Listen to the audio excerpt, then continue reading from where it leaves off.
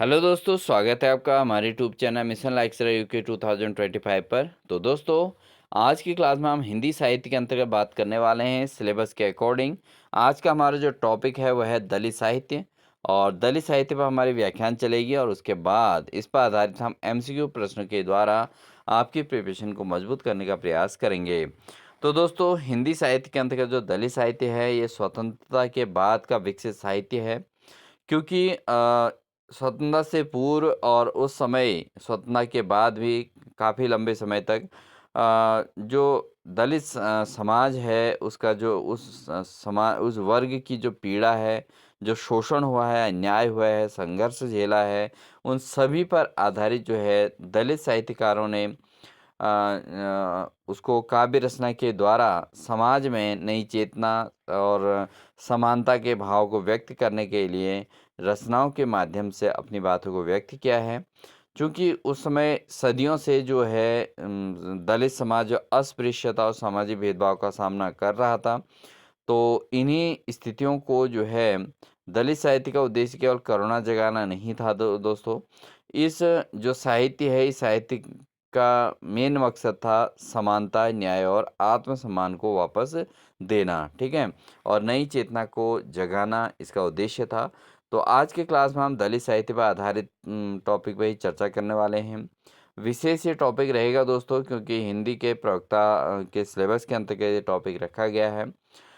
तो बिना स्किप किए पूरी क्लास ज़रूर वॉच कीजिएगा। साथ ही दोस्तों, जैसे ही प्रवक्ता का नोटिफिकेशन जारी होगा, हम अपनी क्लासेस को एक जो है निश्चित रिदम के अकॉर्डिंग आपको डेली क्लासेस प्रोवाइड कराएंगे। और साथ ही अपने प्रिपरेशन आपकी प्रिपरेशन को मजबूत बनाने का पूरा प्रयास करेंगे। इसलिए बिना स्किप किए पूरे क्लास को डेली वॉच कीजिएगा। साथ ही चैनल पर नए हैं तो चैनल को सब्सक्राइब जरूर कर लीजिएगा दोस्तों। अब बात करते हैं दोस्तों, दलित साहित्य की परिभाषा क्या है।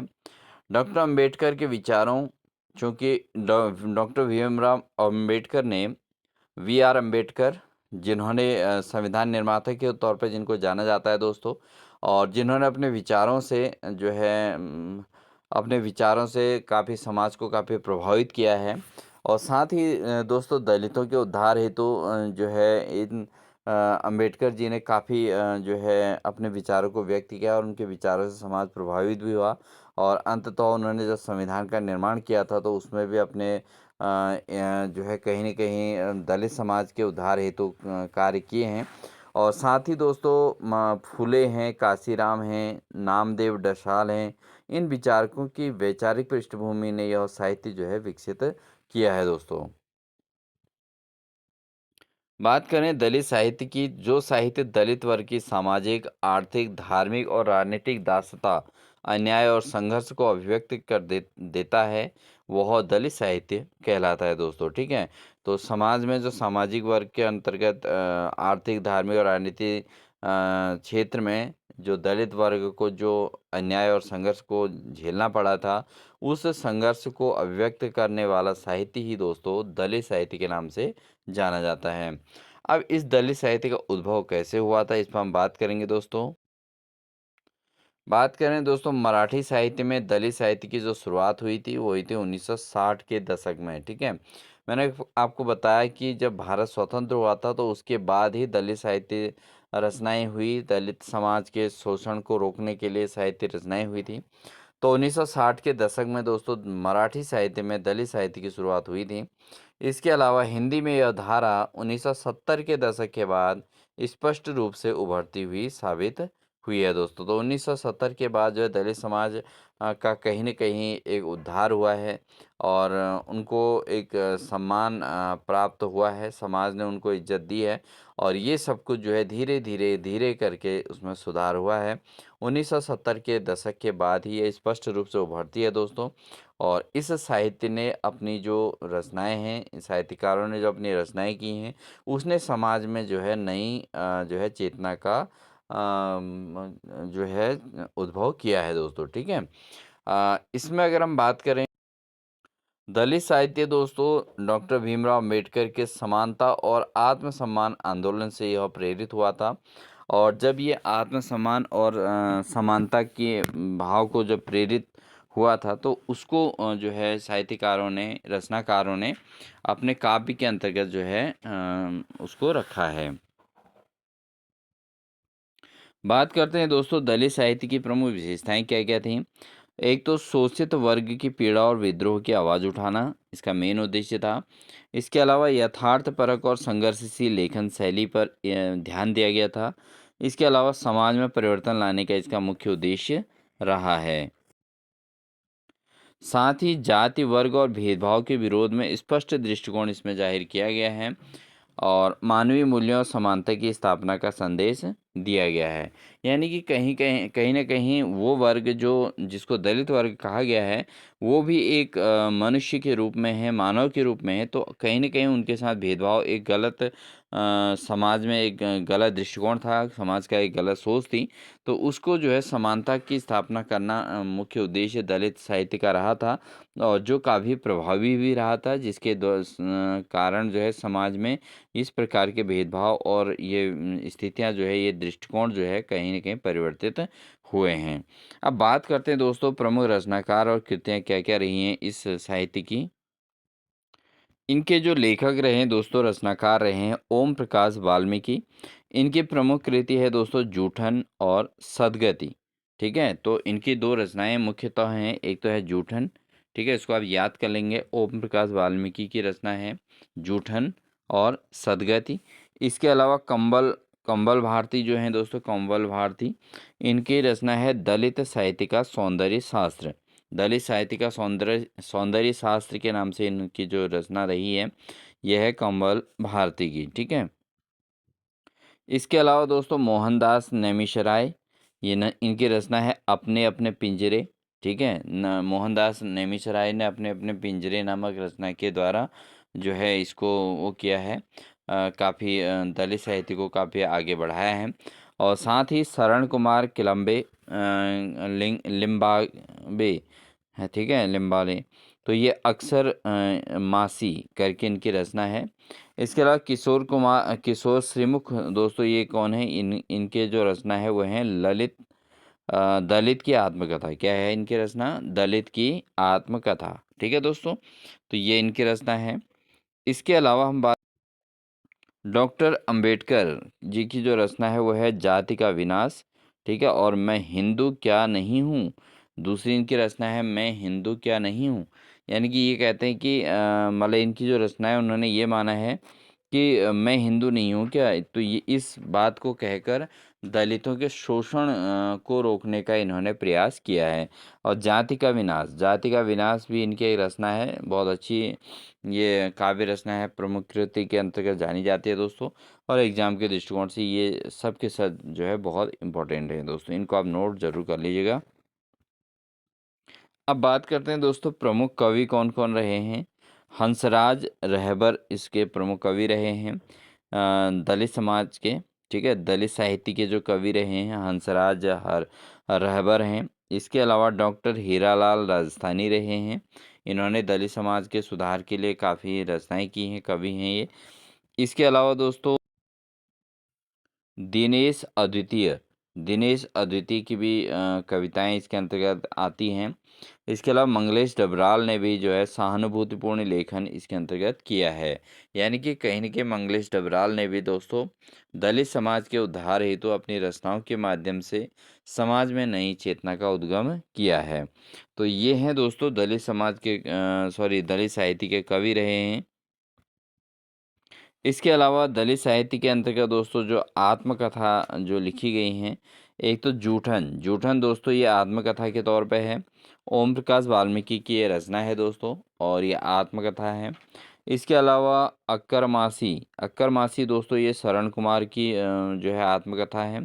इसके अलावा अपनी अपनी जेल ये भी जो है मोहनदास नैमिषराय की दोस्तों ये क्या है, आत्मकथा है। तो ये दलित आत्मकथाएं दोस्तों, इन्होंने दलित समाज के ये सदस्य हैं जिन्होंने जूठन और अक्कर मासी और अपनी अपनी जेल करके इन्होंने अपनी आत्मकथा के माध्यम से दोस्तों समाज में अपनी शोषण को प्रदर्शित किया है और साथ ही समाज को एक नई राह दी है कि इस तरीके से अन्याय और शोषण के विरुद्ध अपनी साहित्य के माध्यम से, अपनी आत्मकथा के माध्यम से साहित्य में अपना योगदान दिया है दोस्तों, जिससे समाज में नई चेतना का विकास भी हुआ है। तो दोस्तों इस प्रकार से हम इस निष्कर्ष पर पहुंचे हैं कि दलित साहित्य केवल साहित्य नहीं है, बल्कि एक सामाजिक आंदोलन था। ठीक है, क्योंकि बहुत सारी चीज़ें ऐसी हैं दोस्तों हिंदी साहित्य के अंतर्गत जो समाज में पूरी तरीके से जो है डेवलप नहीं हो पाती, यानी कि समाज उसको पूरी तरह से एक्सेप्ट नहीं कर पाता है। लेकिन चूंकि ये दलित साहित्य केवल साहित्य नहीं था, बल्कि ये एक सामाजिक आंदोलन के तौर पर जाना जाता है, जो क्या करता है, समानता, न्याय और मानवीय गरिमा की मांग करता है।